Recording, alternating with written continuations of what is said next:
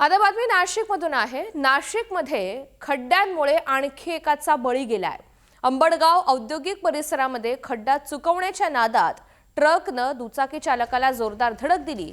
यामध्ये दुचाकी चालक गंभीररीत्या जखमी झाला। छाती आणि चेहऱ्याला गंभीर इजा झाली। कामटवाडा परिसरामध्ये राहणाऱ्या निलेश कोतकर या दुचाकी चालकाचा उपचारांदरम्यान मृत्यू झाला। कोतकरच्या मित्रांना दिलेल्या तक्रारीनुसार अज्ञात ट्रक चालकाविरोधात काल रात्री MIDC पोलीस स्टेशनमध्ये गुन्हा दाखल करण्यात आलाय।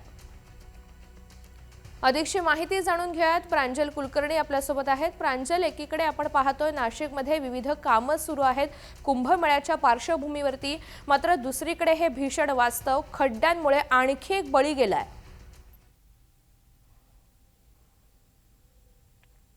ऋतुजा, आपण जर बघितलं तर नाशिकच्या रस्त्यांची अवस्था ही अत्यंत वाईट ही झाली, दुरावस्था ही झालेली आहे। यावरती गेल्या 3 दिवसापासून जर बघितलं तर NDTV मराठी यावरचा पंचनामा करत आहेत।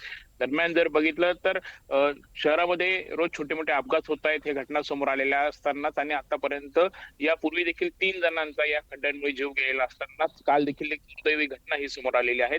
नाशिकचा जो काही अंबडगाव परिसर आहे, एक्स्लो पॉइंट, जो सर्व औद्योगिक खरं तर वसाहत आहे, ही सर्व इथे मंगळवारी म्हणजेच परवा दुपारी साधारणतः 1:30 वाजेच्या सुमारास निलेश कोतकर हे दुचाकीवरून, हे एका कंपनीमध्ये कामाला आहेत आणि ते दुचाकीवरून खर्च जात होते। याच वेळी शेजारून जाणाऱ्या ट्रकचा त्यांना धडक जी आहे ती बसली। ट्रक चालक जात असताना खरं तर खड्डा चुकवण्याच्या नादात ट्रक चालकाने आपली गाडी जी आहे ती बाजूला वळवली आणि याचा धक्का जो आहे तो या दुचाकी चालकाला बसला। दरम्यान या घटनेनंतर निलेश हे तिथे खाली कोसळले होते, त्यांना गंभीर इजा पोहोचली होती। त्यांना 2 खासगी रुग्णालयामध्ये उपचारासाठी दाखल केलं होतं, मात्र याच दरम्यान रात्री त्यांचा उपचारादरम्यान मृत्यू हा झालेला आहे। निलेश हे कामटवाड्यातील आनंदनगर परिसरामध्ये राहणारे आहेत आणि त्यांच्या कुटुंबावरती दुःखाचा डोंगर कोसळलाय।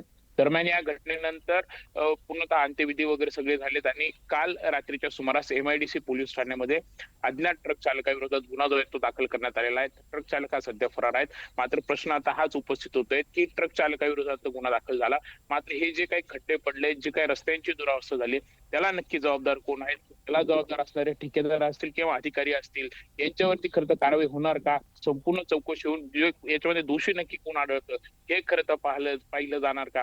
हे याकडे खरं तर सर्वांचं लक्ष लागलंय। आपण जर बघितलं तर महापौर असतील, उपमहापौर असतील किंवा अधिकारी असतील, यांच्याकडून सांगितलं जात आहे की आम्ही खरं तर तात्काळ खड्डे बुजवू, आम्हाला जिओ ट्रॅकिंग फोटो पाठवा, त्यानंतर आम्ही सर्व कारवाई करू असं सांगितलं जातं। मात्र प्रत्यक्षात अशी परिस्थिती नाहीये।